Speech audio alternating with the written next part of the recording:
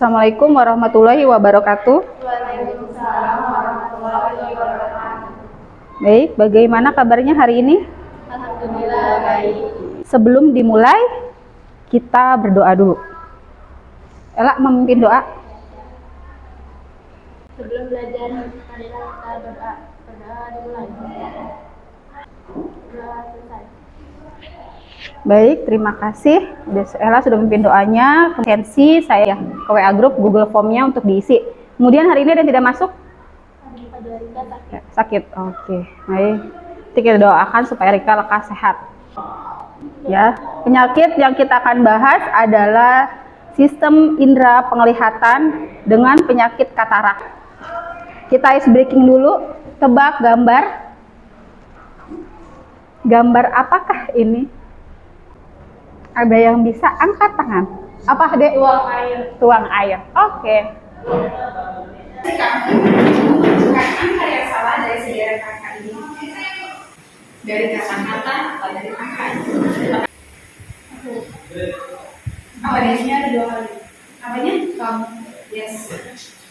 Dan gambar apakah ini? Mata. Ya. Ada yang mau menjelaskan tentang apa? Tentang apa, Mir? Mata normal dan ada yang diketahui menurut kalian, saudara atau apa yang pernah tahu tentang katarak? Mau berbagi pengalaman tentang katarak? Siapa? Mungkin ada orang tuanya, ada keluarganya yang punya penyakit katarak. Gambarannya seperti apa yang kalian tahu? Putih. Putih apanya? Lain mata. Hah? Lensa matanya menjadi keruh dan rawan. Serta menjadi jengkal. Oke, baiklah. Sebelum dimulai, saya akan bacakan apa saja sih hari ini. Hari ini adalah kita akan membahas tentang konsep penyakit yang menyerang sistem indera penglihatan yaitu katarak. Kemudian menganalisis pemeriksaan kesehatannya, ada pemeriksaan fisik dan pemeriksaan penunjang, menganalisis asuhan perawatannya, dan merumuskan pengkajian sistem indera. Tujuan pembelajaran yang pertama kita menelaah pengertian penyakit katarak dengan tepat dan cermat, menganalisis manifestasi klinis katarak dengan tepat dan cermat, kemudian penyebab katarak, pemeriksaan katarak, penunjang katarak, asuhan keperawatan dan pengkajian penyakit sistem indera. Sama konsep. Jadi kita akan merubah konsep yang ada. Kemarin kan sempat konsepsi antara asuhan keperawatan. Selama ini kan kalian mengerjakan asuhan keperawatan full ya. Asuhan keperawatan di sini adalah proses atau tahapan dalam kegiatan perawatan yang diberikan langsung kepada pasien dalam berbagai tatanan dan kesehatan. Kita sudah pernah membahas ini di dokumentasi keperawatan. Tahapan asuhan keperawatan apa aja? Pengkajian, kemudian intervensi, implementasi, dan evaluasi. Kita adalah cuma sampai tahap pengkajian sederhana, pemeriksaan fisik sederhana. Karena kita sudah pernah belajar pemeriksaan fisik di kelas 11 ya. Kalian lihat asisten perawat bisa coba di tab itu Mil bacakan. Apa sih asisten perawat itu?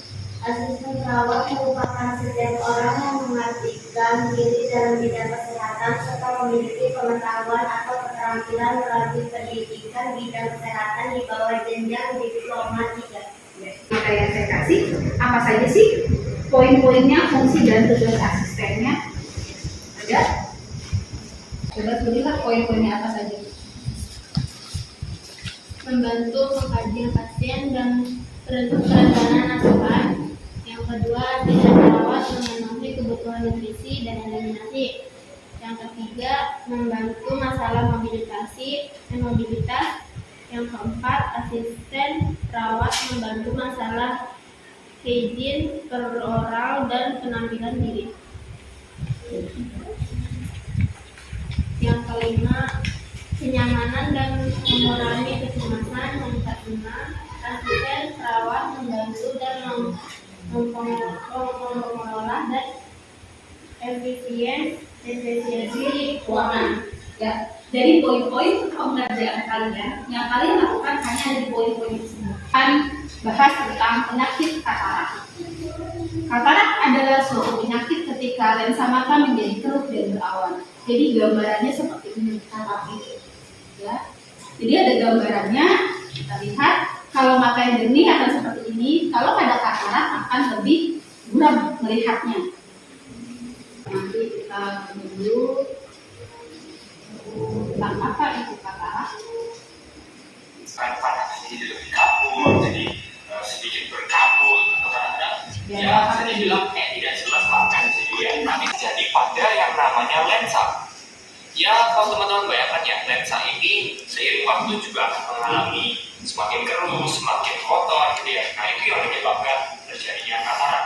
Biasanya pasien-pasien dengan katarak jadi jauh lebih sensitif atau lebih mudah silau terhadap cahaya. Kalau kita dikasih senter itu fungsinya juga akan semakin menurun. Apalagi untuk kita semua yang tinggal di daerah tropis, terkena masa kehamilan. Salah satu infeksi yang cukup berbahaya adalah yang namanya rubella. Jadi orang ibunya yang infeksi rubella ini, rubella juga bisa menginfeksi banyak anaknya.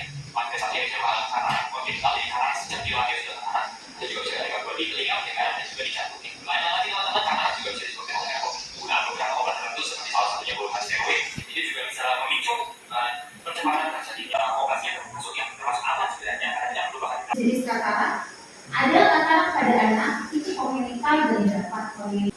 Ada ingat tadi jika kongenital penyebabnya virus rubella ya. Jenis katarak pada dewasa itu adalah katarak smelis atau yang tadi bisa dibilang katarak usia disebabkan lagi oleh jenis katarak yang penyakit sistemik. Penyakit sistemik biasanya apa? Penyebabnya diabetes mellitus. Yang paling sering kita temui itu biasanya pada penyakit diabetes. Dari traumatik. Kalau traumatik biasanya apa?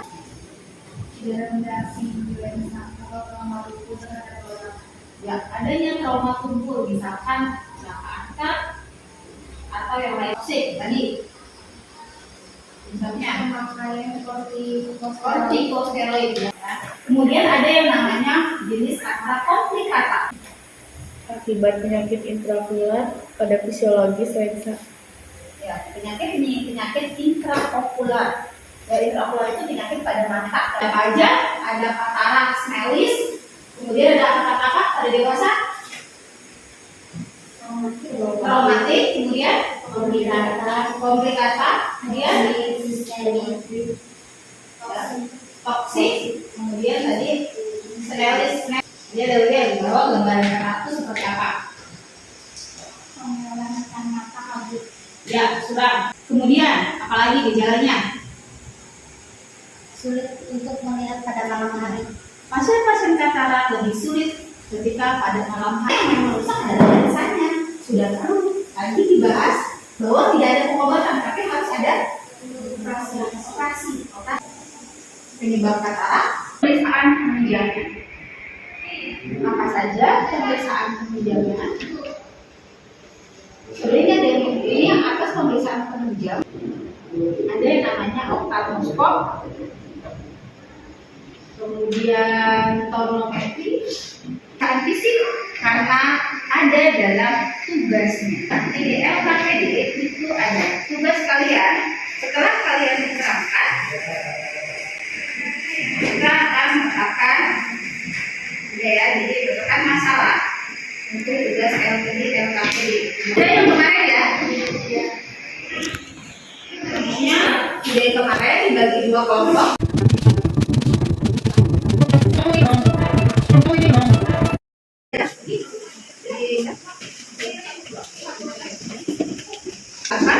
Cek tugasnya. Kalau saya bilang pemeriksaan fisik ada di situ karena ada pembahasan. Tunjukkan tugasnya. Kita kasih lihat gambaran tentang operasinya di akhir ya, karena nanti akan berhubungan dengan penata laksanaan. Tugasnya berbeda ya, masing kelompok itu ada 2 kasus. Silakan memanfaatkan gadget kalian, kemudian memanfaatkan handphone-nya atau materinya. Seperti biasa, nanti setelah itu boleh dipresentasikan.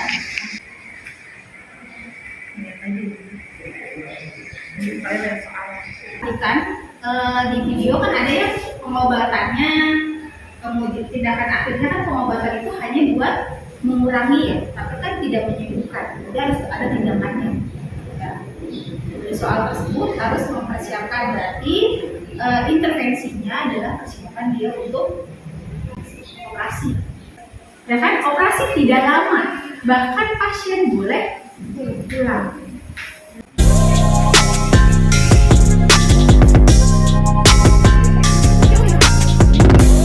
Sudah selesai semua? Sudah diskusinya. Baik, hari ini langsung kita presentasikan hasil diskusi kalian. Assalamualaikum warahmatullahi wabarakatuh. Waalaikumsalam warahmatullahi wabarakatuh. Atas nama Tuan R, usia 56 tahun. Pemeriksaan fisiknya, kepala simetris, tidak ada B, 150/90 mm harganya, hasil ophthalmoskop, retina. Yang ingin ditanyakan dari soal kasus kami. Di soal kasus kan ada kalian memakai gigi palsu. Pemakaian gigi palsu kenapa harus dikaji dalam pengkajian? Karena saat operasi memakai gigi palsu harus dilepas. Lapang pandang itu maksudnya ke pemeriksaan menunjang ke pemeriksaan fisik. Fisik kan fisik. Bagian apa? Kenapa? Dimasukin nggak? Ya, berarti harus dimasukin. Nah, sudah. Terima kasih untuk kelompok 1. Demikian dari kami. Assalamualaikum warahmatullahi wabarakatuh. Assalamualaikum warahmatullahi wabarakatuh. Waalaikumsalam warahmatullahi wabarakatuh. Ini hasil diskusi kami. Kajian nama Nyonya N, usia 50 tahun. Pemeriksaan fisik mata, pelebaran pupil mata ditemukan kekeruhan lensa atau Intervensi yang dilakukan yaitu eksplorasikan pemahaman tentang saraf. Itu kan kasusnya pasiennya nggak mau dioperasi ya. Apa yang akan perawat lakukan ketika ada pasien yang tidak mau dioperasi kayak pasien ini? Yang pertama yaitu kita menjelaskan kepada pasien itu bahwa operasi katarak itu aman, dan jelaskan tentang mata dan lensa sebagai penglihatan. Mereka Pasiennya nggak mau gimana? kalau tetap pasiennya tidak akan membuat surat informasi. Jadi akan kalau pasien betul-betul nggak mau dioperasi, karena kasus ini sama apa katanya? Katanya mau buat surat inform konsent. Terima kasih kelompok yang kedua soal kasus kedua. Sekian dari kelompok kami, kurang lebihnya mohon maaf. Wassalamualaikum warahmatullahi wabarakatuh. Kalau dari kalian ada yang mau ditanyakan? Masyarakat tadi sudah di masing-masing sudah dijelaskan bahwa intinya harus di operasi tidak ada. Baik, saya mau jelaskan gambaran operasi dari katarak.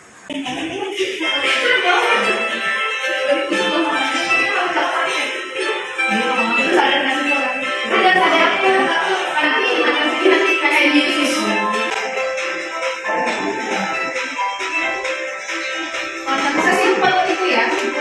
Sebelumnya yang saya mau tanyakan, pembelajaran kali ini apa sih? Bisa mengetahui tentang katarak, Ada gambaran ada gambaran bahwa gambar operasi ternyata tidak menyeramkan dia. Jadi kalau pas nanti kalian kalian ada yang tadi misalnya ada pasien kami sih menolak, kasih gambarannya bahwa tidak menyeramkan itu. Gitu. Hari ini apa ada yang masih belum jelas tentang si katarak? Kita sudah tahu tadi penyebabnya, sudah diingatkan ya. Penyebabnya dari apa, kemudian katarak apa.